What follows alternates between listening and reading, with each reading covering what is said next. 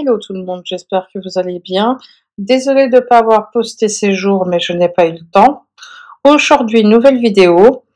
Ça va pas être une affaire de disparition ni d'affaire criminelle, mais de paranormal. Je ne pense pas que ça va être une longue vidéo, mais je voulais vous la faire partager. Alors, installez-vous bien et c'est parti!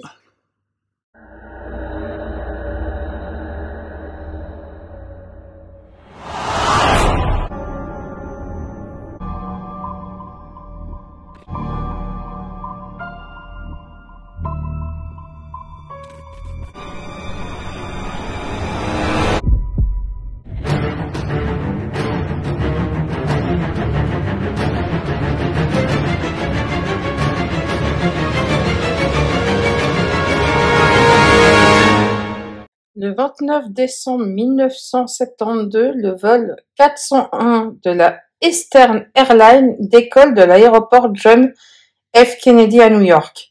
L'avion, un L-10-11, a été livré à la compagnie le 18 août de la même année. L'avion transportait 163 passagers et était piloté par le capitaine Robert Loft, le premier officier Albert Stockill et le second officier Donald Repos. Quelques heures après avoir décollé, à 23h32, alors qu'il était sur le point d'atterrir à l'aéroport de Miami, l'avion s'écrase dans les marécages des Everglades. Sur les 163 passagers, 75 survécurent. Le Robert Loft, Albert Stockill et Donald Repos sont tués sur le coup. Lors de l'enquête qui s'ensuivit, des défauts dans la conception des voyants lumineux furent détectés, que la compagnie corrigea rapidement. L'enquête révéla également que quelqu'un avait désactivé le pilote automatique sans le vouloir, en cognant la barre de direction, et les experts en conclurent à une erreur de pilotage. Quelques mois après l'accident du vol 401, des rumeurs ont commencé à circuler que Robert Loft et Donald Repos, qui avaient péri lors de l'accident, hantaient certains avions de la Eastern Airlines. Un matin, en 1973, un TriStar 318, un avion de Eastern Airlines, en partance pour Miami, se préparait à décoller de l'aéroport John F. Kennedy, avec à son bord l'un des vice-présidents de la compagnie. En tant que dirigeant, il était monté avant les autres passagers. Et en se dirigeant vers son siège, il remarqua qu'un capitaine se trouvait assis à sa place. Intrigué, il s'avança vers lui, et alors qu'il s'approchait, il reconnut Robert Loft. Et à ce moment-là, il se volatilisa d'un coup sous ses yeux.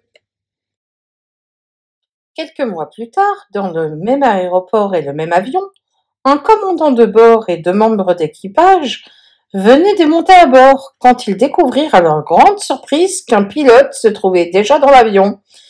Ils discutèrent un moment avec lui, sans réaliser que c'était Robert Loft. Puis brusquement, l'homme se volatilisa. L'équipage comprirent alors qu'il venait de discuter avec un fantôme. Ils en étaient tellement secoués que le vol a dû être annulé. Dans la même année et le même avion, lors d'un vol qui reliait Atlanta à Miami, des membres de l'équipage prenaient leur repas dans le cockpit, quand soudain, un bruit retentit dans la salle de l'électronique qui se trouvait sous le cockpit. L'ingénieur du vol ouvrit la trappe pour aller voir.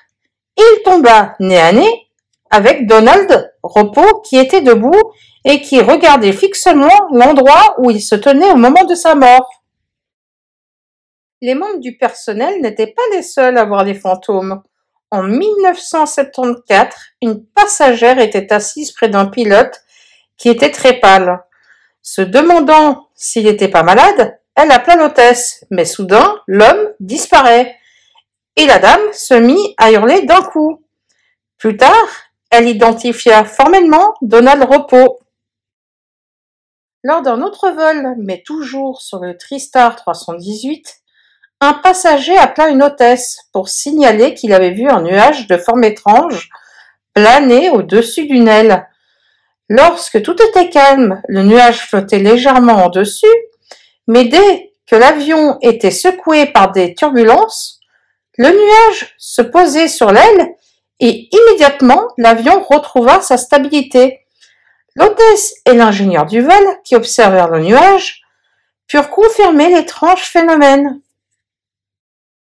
Les premiers témoignages lui étaient parvenus, la Eastern Airlines avait refusé d'en entendre parler et elle avait proposé aux employés d'aller voir des psychiatres. Puis comme les histoires continuaient à se répandre, elle a menacé les employés de licenciement s'ils en parlaient. Mais les rapports devinrent si nombreux qu'elle finit par les confier à la Flight Safety Foundation, un organisme indépendant dont le seul but est de fournir une expertise impartiale sur les problèmes de sécurité de l'aviation. Leur conclusion fut la suivante. Les témoignages ont été donnés par des pilotes et des membres du personnel expérimentés et dignes de confiance. Nous les considérons significatifs. John Fuller, un écrivain qui était marié à une hôtesse de la Eastern Airlines, s'intéressait au phénomène et lors de son enquête, il découvrit que des éléments du vol 401 avaient résisté au crash et que la compagnie, par souci d'économie, les avait récupérés et les avait réinstallés sur certains de ses appareils. Quelque temps après, la compagnie enleva discrètement toutes les pièces qui provenaient du vol 401 et les manifestations étranges cessèrent. Depuis, plus personne n'a vu l'apparition des pilotes décédés.